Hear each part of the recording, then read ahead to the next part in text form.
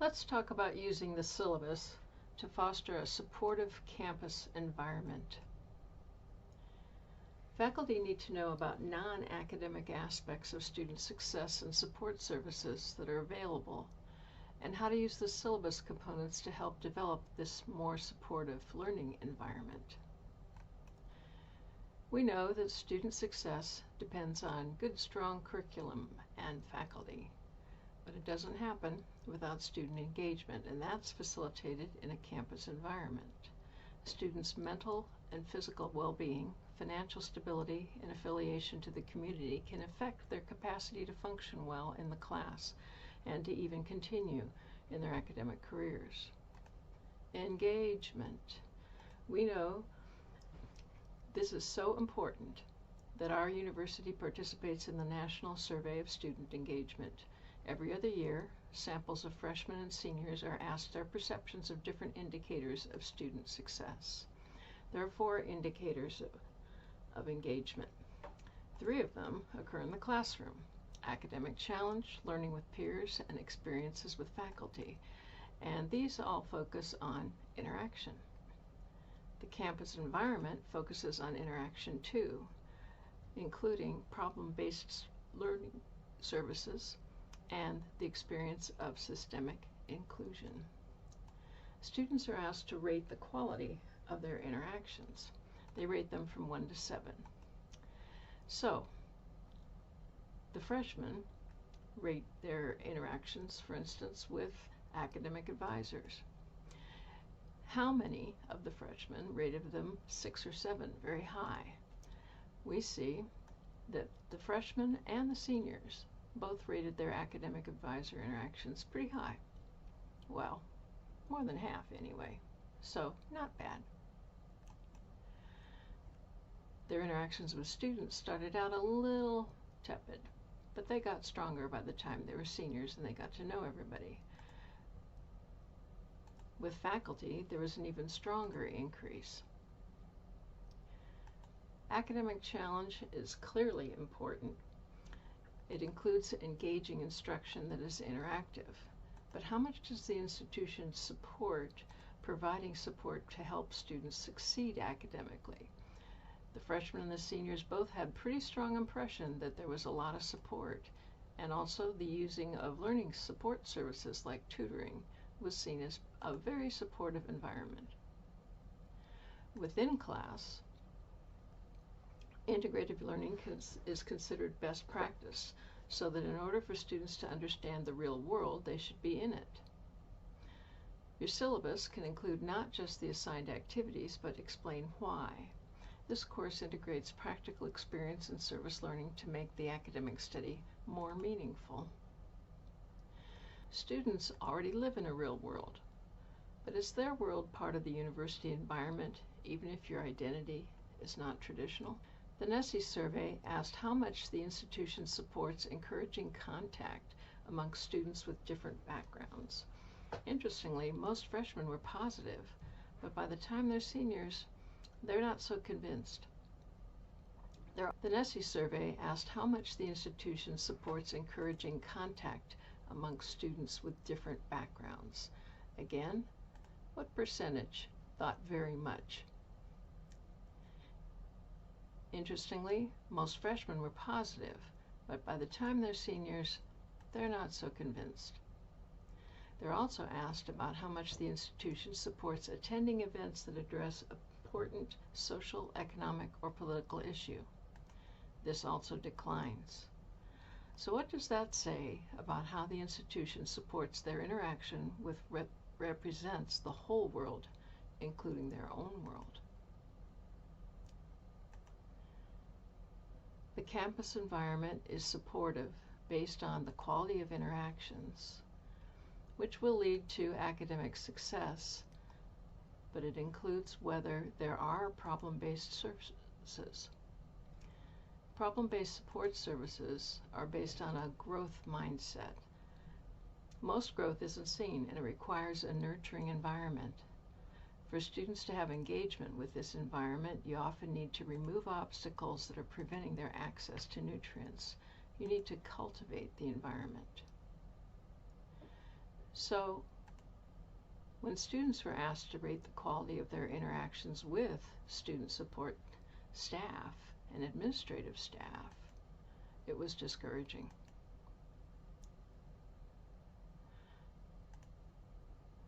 The survey doesn't ask if the students actually use the services. What are the students thinking that prevent them?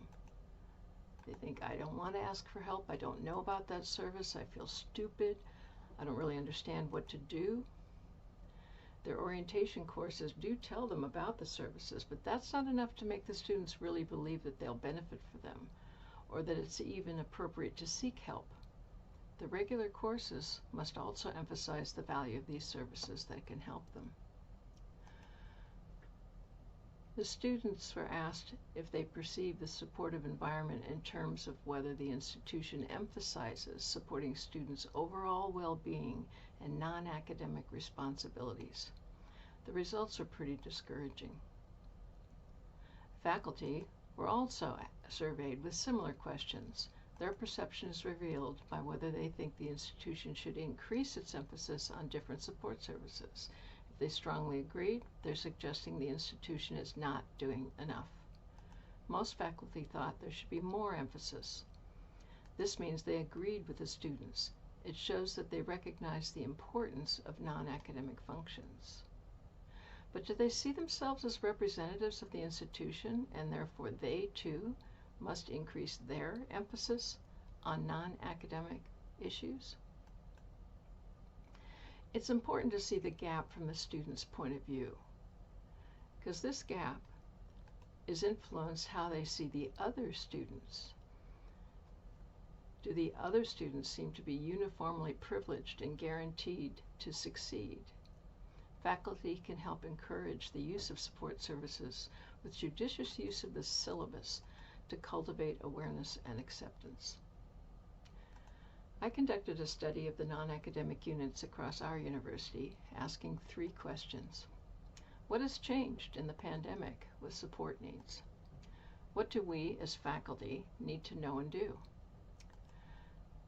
What would be helpful to include in the syllabus to raise awareness and engagement in your service?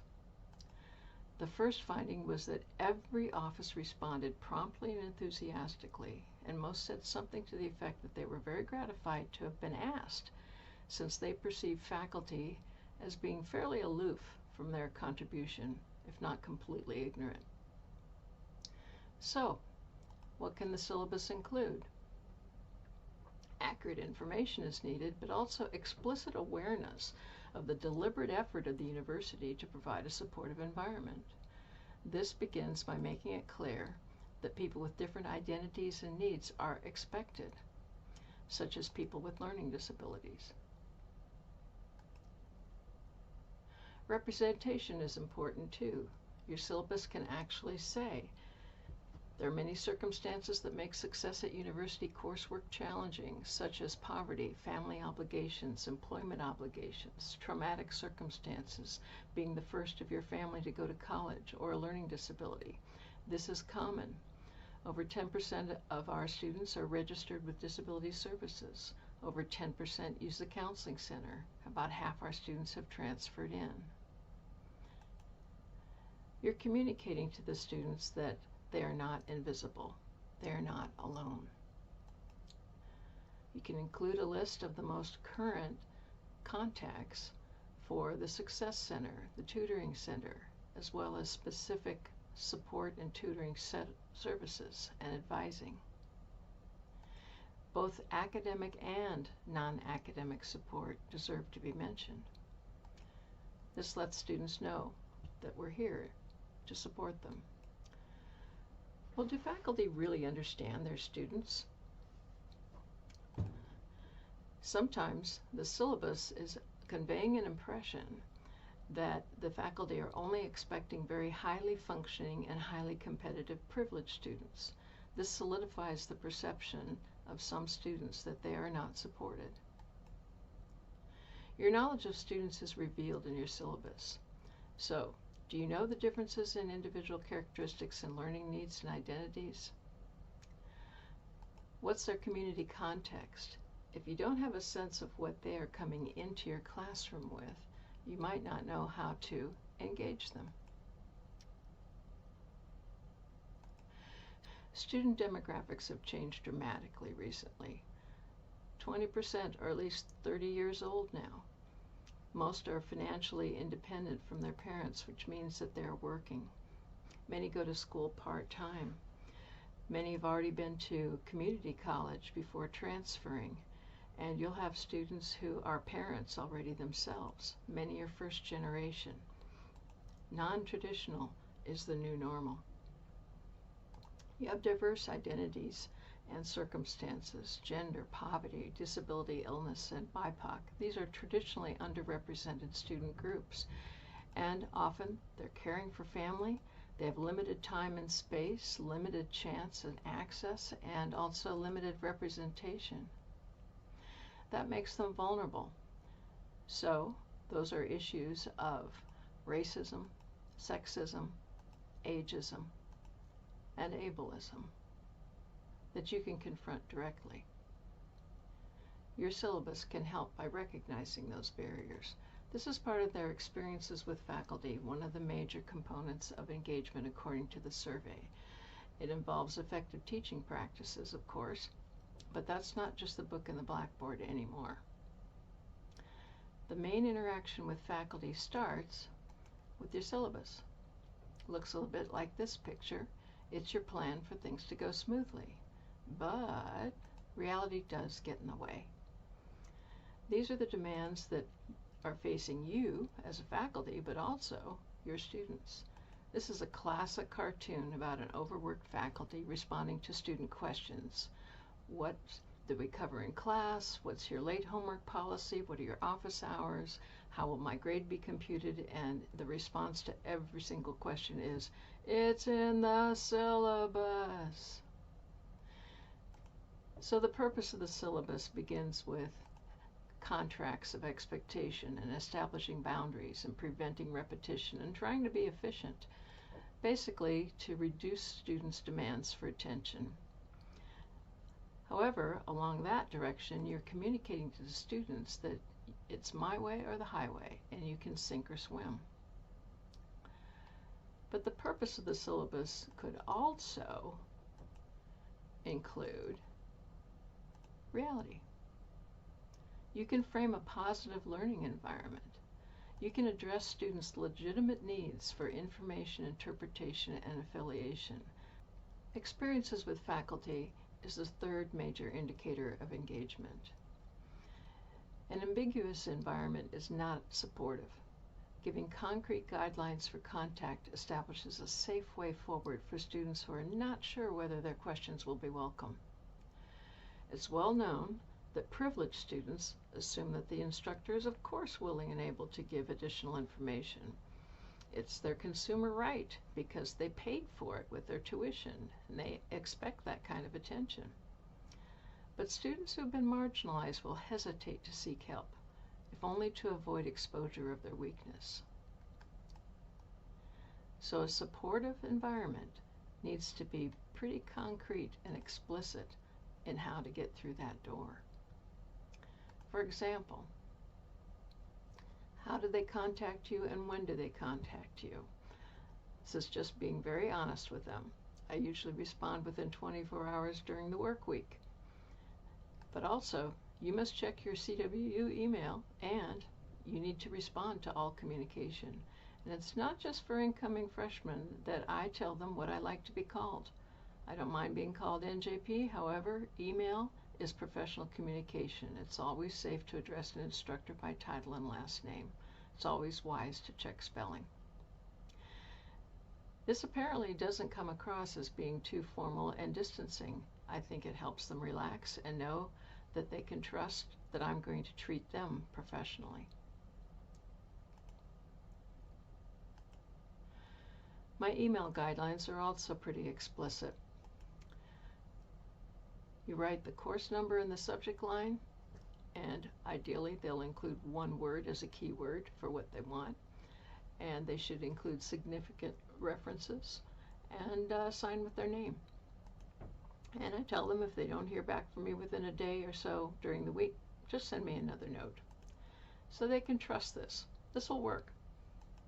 The attendance policy has, of course, had to change with our online conditions, but I just also make it very explicit. You have to attend.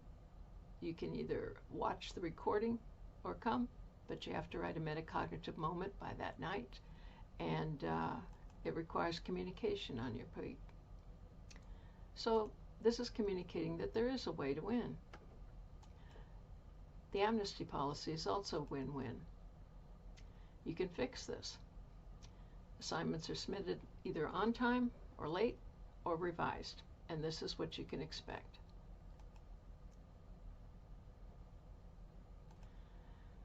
Another major indicator of engagement is learning with peers.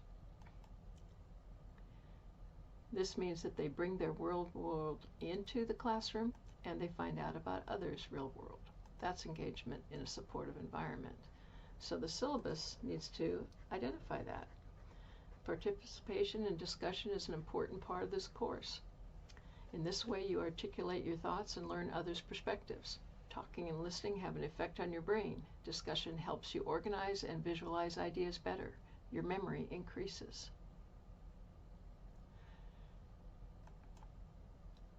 Your fellow students are an important resource. Like you, they are bringing their real-world perspective to this topic. This is an opportunity to find out what is universal and what is particular to understanding it. So not only am I making the actual pedagogical logic obvious, you can also mention that the university policy and mission regarding equity, social justice, and anti-racism is there for a supportive environment. This lets them know this is a safe place. Your syllabus can define a classroom culture of student voice and tolerance by explicitly mentioning different identities. You can help them feel acknowledged. Invisibility is a common feeling under underrepresented groups.